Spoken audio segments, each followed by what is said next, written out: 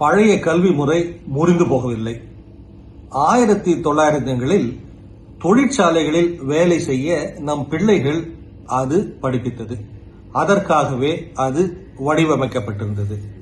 புதிய சிந்தனையை காட்டிலும் கீழ்ப்படிதலையே அக்காலத்தில் சந்தை விரும்பியது. ஆனால் உலகம் மாறிவிட்டது. ஆகவே பிள்ளைகள் கற்றுக்கொள்ளும் முறையும் மாற வேண்டும். மாற்றம் எப்படி தேவை என்பதை பார்ப்போம். அதாவது பழைய முறை வெர்சஸ் புதிய முறை. பழைய முறை காரணிகளை, அதாவது ஃபேக்ட்ஸ் மனப்பாடம் செய்து தேர்வுகளில் தேர்ச்சி பெறுவது. புதிய முறை செயல் வழி கற்றல், என்னவெல்லாம் இருக்கிறது என்று பார்த்தல், உருவாக்குதல். பழைய முறை எல்லா வகுப்பறைகளுக்கும் ஒரே அளவு அறை. புதிய முறை ஒவ்வொரு குழந்தையும் தனக்கேற்ற விதத்தில் வெவ்வேறு விதத்தில் கற்றுக்கொள்ளுதல்.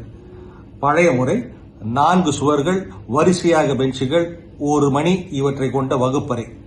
புதிய முறை திட்டத்தை அடிப்படையாக, அதாவது ப்ராஜெக்ட் பேஸ் கொண்ட கல்வி. ஆகவே உலகமே வகுப்பறையாகிவிடுகிறது.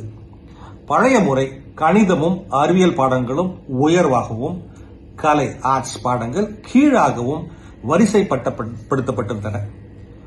புதிய முறை படிப்பறிவு அளவுக்கு படிப்பூக்கமும், அதாவது கிரியேட்டிவிட்டி மதிக்கப்படுகிறது. பழைய முறை பாடங்கள் பத்திரமாக வைக்கப்பட்டிருந்தன. புதிய முறை உலகின் தேவைக்கேற்ப தொடர்புள்ள பாடங்கள் அனைத்தையும் கற்றுக்கொள்ளுதல்.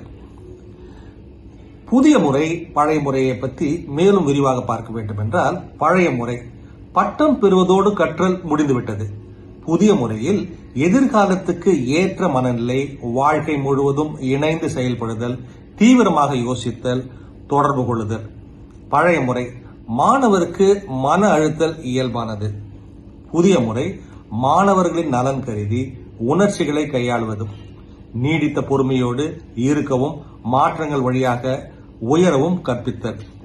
கடந்த காலத்திற்கென்று வடிவமைக்கப்பட்ட முறையை கொண்டு பிள்ளைகளை எதிர்காலத்திற்கு ஆயத்தப்படுத்த முடியாது.